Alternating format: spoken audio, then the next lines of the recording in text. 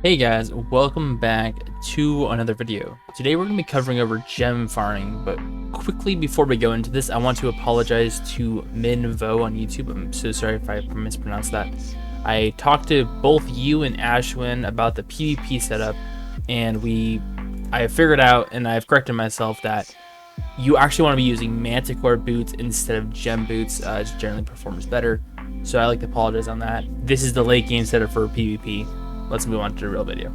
Okay, so today we're going to be talking about gems. Now, gems are kind of a weird thing because a lot of new players, like I'm sure if I looked in global chat, I'm not going to go in the global chat, I don't want to flame anyone, but I'm sure I'll see many players without any gems in their gem slots, which is such a shame because gems are so powerful.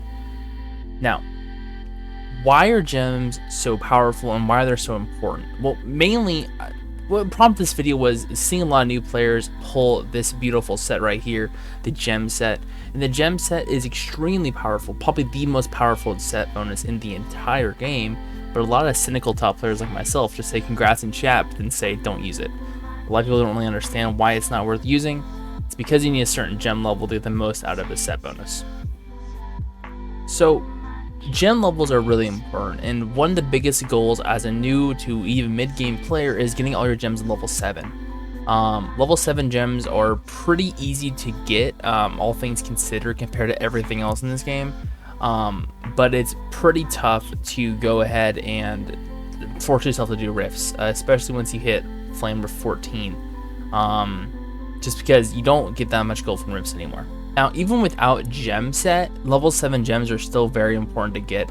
A gem set does boost your gems to a ridiculous extent, but even without it, gems are very powerful. So I'm going to be talking about the 3 ways you can get gems, plus an extra bonus way for some whales out there. So the first way you can get it is through the daily rewards. As you can see right here, we get ruby and topaz at night, and I believe we get sapphire and emerald during the day.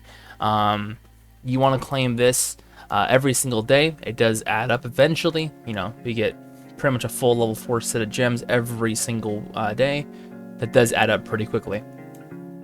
The next way you want to go ahead and get gems is from the guild boss. Now, the guild boss is pretty difficult to build for, and actually my fellow content creator Pavel has made a video about what to build for the guild boss. I'll go ahead and link that in the description below. But guild boss does award quite a few gems, and it's really important to be doing your guild boss every single day. You're missing out on so many rewards from not doing it. Now, those last 2 waves don't even compare to the final way and the main way you're going to be getting gems, rifts. Now, starting from rift 26, you're going to be getting level 3 gems. Now, level 3 gems are the highest level gems you can get. There's some misconceptions where like 31 gives you more gems and 36 more gives you more gems, and even 40 it does not. 31 and 36 gives you more quartz, not more gems, so it's very important to be aware of that. However, farming rifts is going to be highly important for any player to progress as fast as they can through gems. Alright, let's talk about the build you're going to be using for gem farming. Now, gem farming does take a bit from both your tier setup and your gold setup. Now, when you're farming gems, especially at a higher level, when you mostly are, your gold doesn't really matter. Gold is very secondary in your rift setup because Flame Rift is going to be awarding so much more gold than regular rifts. Now, the big thing you have to realize when you're farming gems is that you need Rift Advanced Rewards rate.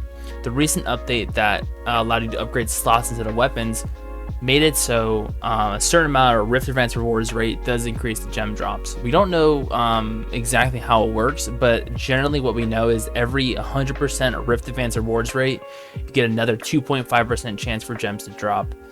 There has been extensive testing from all levels of play. Even the tippity top of US 1 Aloses has been testing it extensively, and we haven't really noticed a huge difference. So we generally recommend about 100-200% Rift Advanced Rewards rate, and that's what this build hits. Now, of course, most players won't be using, you know, Frost Sword and Mythic Loki and all that kind of good stuff. So I'm going to break this down for you to kind of know what you're working for. So the first thing you need to work for, of course, is your Emperor set. Emperor set, you put on one piece with a +2 set bonus, and you'll get Rift Advance Awards rate.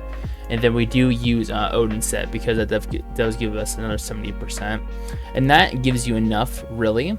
But if you want to go ahead and get a little more, then I'm going to show you off a few other items you can be using. So the 2 other items you can be using will be the Red Mage set.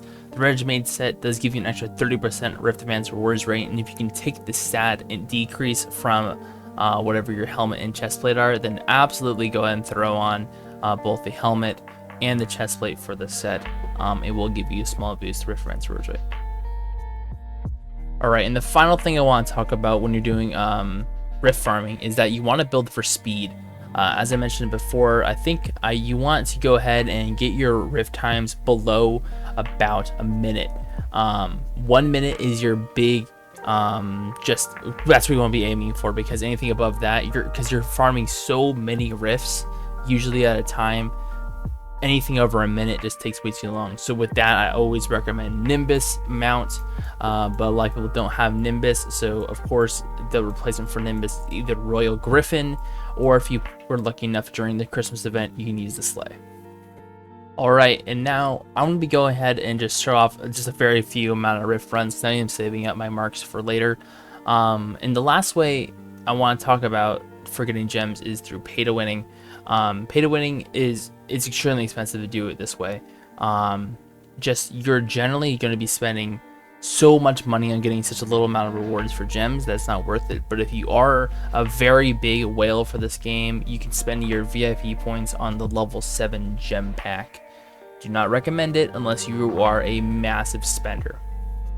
So you can see right now that we're kind of breezing through this, mainly with our help of the good old Nimbus. Nimbus is a huge boost to this, and I'm actually be able to use some suboptimal skills to actually blaze through this even faster. But if you want to have even a bigger damage boost, I recommend putting your last skill to the Poison Aura. If you're playing Warrior, that should give you enough damage to get through it.